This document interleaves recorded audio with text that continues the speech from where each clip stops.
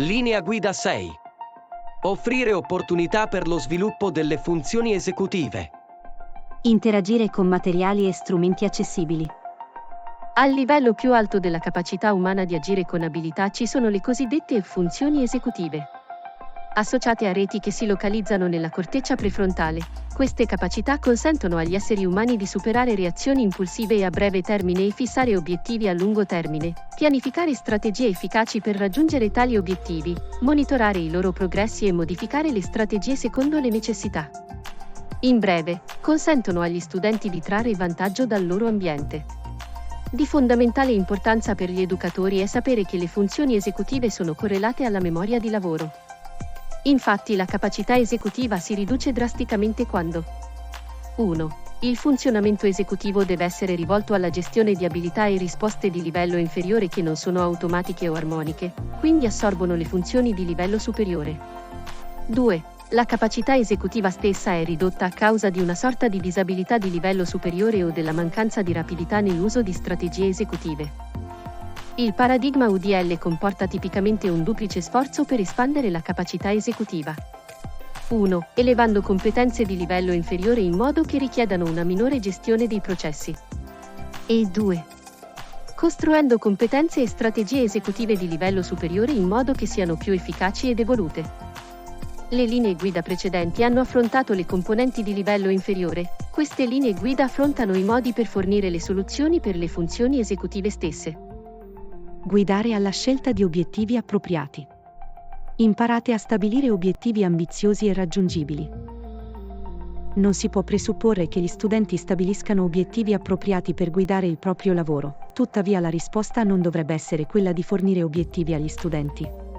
Un simile rimedio a breve termine è poco efficace per sviluppare nuove abilità o strategie in qualsiasi studente. È quindi importante che gli allievi sviluppino l'abilità di stabilire obiettivi efficaci. Il paradigma UDL prevede supporti graduati per imparare a stabilire obiettivi personali che siano stimolanti e realistici. Consigli. Fornire istruzioni e strumenti per stimare sforzi, risorse e difficoltà. Fornire modelli o esempi del processo e del prodotto nella definizione degli obiettivi. Fornire guide e liste di controllo per la definizione degli stessi obiettivi. Stampare e esporre obiettivi e programmi in un posto evidente. Sostenere la pianificazione e lo sviluppo di strategie. Formulate una pianificazione ragionevole per il raggiungimento degli obiettivi. Una volta fissato un obiettivo, gli studenti e i risolutori efficaci di problemi pianificano una strategia, compresi gli strumenti che useranno, per raggiungere tale obiettivo. Per i bambini piccoli in qualsiasi ambito, gli studenti più grandi in una nuova disciplina o qualsiasi studente con una delle disabilità che compromettono le funzioni esecutive, ad esempio, le disabilità intellettive, la fase di pianificazione strategica viene spesso omessa e avviene per tentativi ed errori. Per aiutare gli studenti a diventare più strategici e capaci di pianificare sono necessarie una molteplicità di possibilità, come i dossi cognitivi che spingono a fermarsi e pensare. Aiuti graduati che li facilitano nell'implementare effettivamente le strategie. Impegno nel processo decisionale con guida di tutor competenti. Consigli. Inserire le istruzioni per fermarsi e pensare prima di agire oltre a prevedere uno spazio adeguato. Introdurre le istruzioni per mostrare e spiegare il tuo lavoro, ad esempio, revisione del portfolio, critiche artistiche.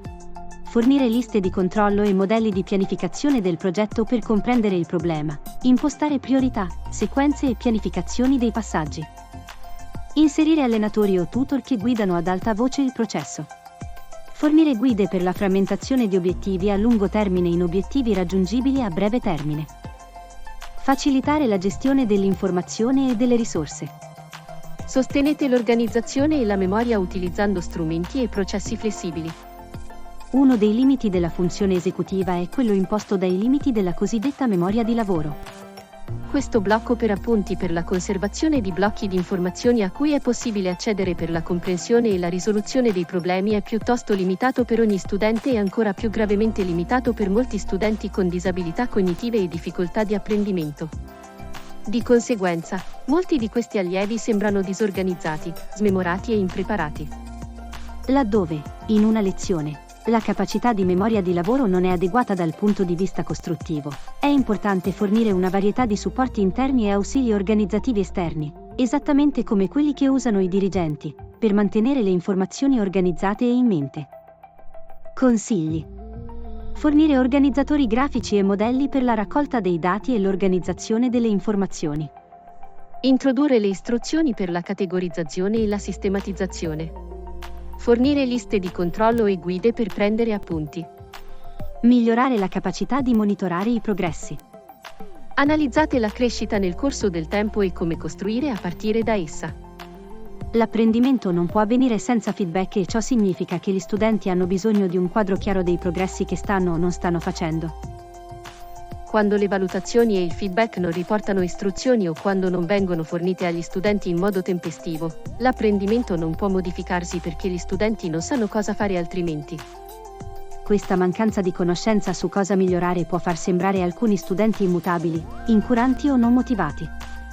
Per questi studenti in ogni momento e per la maggior parte degli allievi, è importante assicurarsi che le opzioni possano essere personalizzate per fornire un feedback più chiaro, tempestivo, informativo e comprensibile.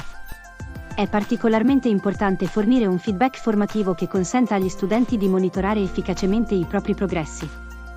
E di utilizzare tali informazioni per guidare i propri sforzi e la propria attività. Consigli. Porre domande per guidare l'autocontrollo e la riflessione. Mostrare le rappresentazioni dei progressi, ad esempio foto prima e dopo, grafici e diagrammi che mostrano i progressi nel tempo, portfolio di processo. Chiedere agli studenti di identificare il tipo di feedback o consiglio che stanno cercando.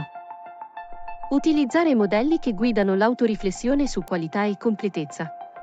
Fornire modelli differenziati di strategie di autovalutazione, ad esempio giochi di ruolo, revisioni video, feedback tra pari.